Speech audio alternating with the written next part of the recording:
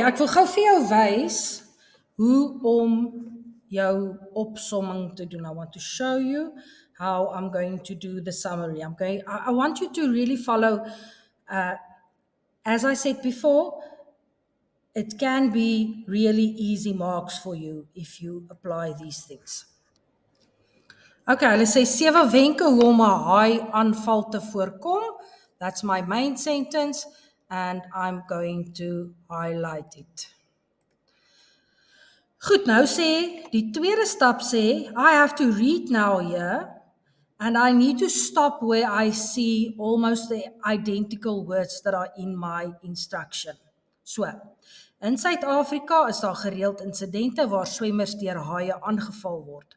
Daarom is dit belangrik dat mense 'n paar dinge in gedagte moet hou as jy gaan swem in die see om 'n haai-aanval te voorkom. Can you see? Haai-aanval te voorkom. So I see that whole part is my introduction, and therefore I am going to draw a line so that I know that everything above the line is part of the introduction. It's not going to be part of my main sentences. I'm going to do it step by step. So I've underlined the instruction already. I check where's the end of my introduction. The next thing I'm going to do is the words. I'm going to highlight or underline a sentence that starts with a verb. And I'm going to highlight or underline words like moet, moenie, die kernwoord van die instruksie, the main word of the instruction. Other words, eerstens, laastens, counting words. Words like belangrik, eerder, en 'n geheim, because they all show us where a main sentence is probably. We're also going to underline daarom and dus, because that might also be part of my main sentence. And the things that are going to eliminate, whenever I see the word byvoorbeeld, I'm going to eliminate that. I'm also going to eliminate words that are listed. Okay, die eerste paragraaf, indien jy 'n haai gewaar, moet jy so kalm as moontlik bly. If I look at that sentence, I see moet. Can you see there's moet? So I am going to highlight moet because that is, and by highlighting it, I'm merely indicating it that I need to pay attention to it again because it's probably part of the main sentence. Okay, so ek het nou klaar my eerste een, die volgende een, branderplankryers loop dikwels haie tussen die branders raak. Indien dit gebeur, dat die haai nader kom en lyk asof hy aan jou bord wil byt, moet jy hom met jou vuis op sy sensitiewe stoetarea slaan.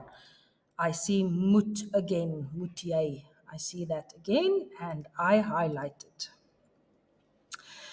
Goed, paragraaf 3. Voor jy gaan swem, moet jy seker maak dat jy nie oop wonde het nie. Can you see? Moet again? Moet. Haie kan bloed van ver af ruik. Die tyd van die dag speel ook 'n groot rol. Haie is op hulle aktiefste in die teenskemer en snags en vroegoggend. Nothing there? Gaan swem dus eerder in die middel van die dag. That whole sentence. Why? Because it starts with a verb first of all, gaan, and it has the word dus. Okay, so I've got 1, 2, 3, 4 now. Die volgende een, 'n interessante bevinding is dat 'n haai-aanval gewoonlik op 'n individu en nie 'n groep mense is nie. Swem dus eerder as 'n groep. Can you see it starts with a verb? So I'm going to highlight that. Haie se gunsteling kos is robbe. Hulle sien dus soms 'n swemmer as 'n rob raak omdat hy 'n donkerkleurige duikpak dra.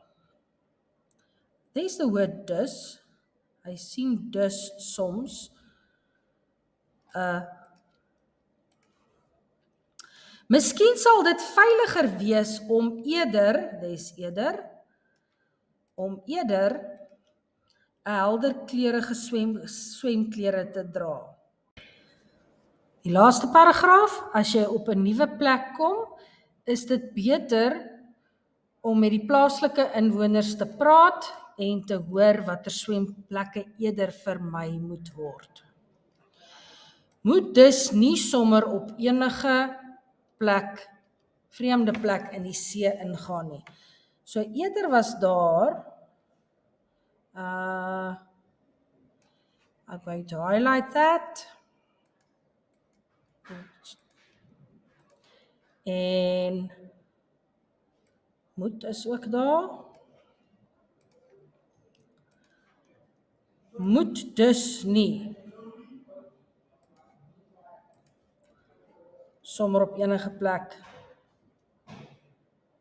So moet is actually a verb, so this is going to be the more important one. And that I'm going to remove because the sentences that starts with a verb takes priority. Okay, let's see how many sentences we have. 1, 2, 3, 4, 5, 6, 7, 8. So I have 8 sentences. Now I have to check which one of the sentences does not speak to my heading, and my heading is wenke om 'n haai aanval te voorkom. Tips to prevent a shark attack. So, jy moet, okay, that whole sentence, I'm going to highlight that. Indien jy 'n haai gewaar, moet jy so kalm as moontlik bly. Jy moet kalm bly. Can that be a wenk? Yes, jy moet kalm bly. That is definitely one of them. Indien dit gebeur dat 'n haai nader kom en lyk asof hy aan 'n bord wil byt, moet jy hom met jou vuis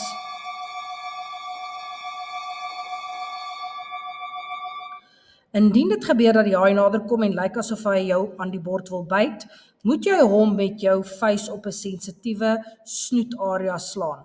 So here they say that you have to hit him on the sensitive part in his face. So that can also be a tip, definitely. I'm going to keep it.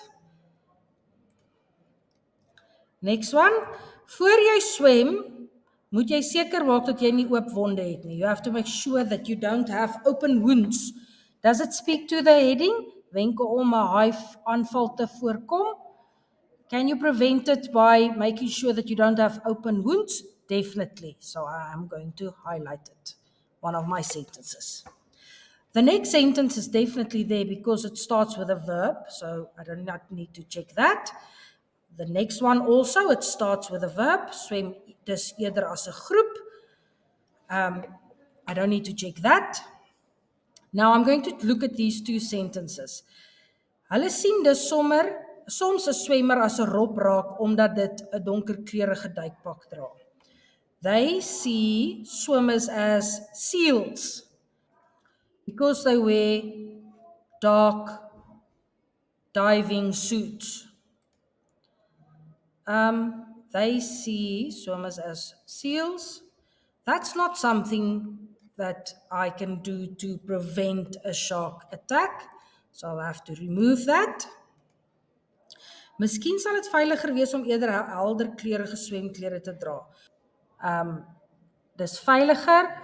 It's safer to wear very bright swimming clothes. Can that be one of the tips? It is definitely. So I'm going to highlight it. So now I have 1, 2, 3, 4, 5, 6, 7 sentences. Perfect. You're now going to write your 7 sentences down for your rough work, your first draft, and then you are going to make it shorter and take away the rest of the fluff. So, you're going to stop here. The rest of it will be done in the uitgangskaartjie antwoord.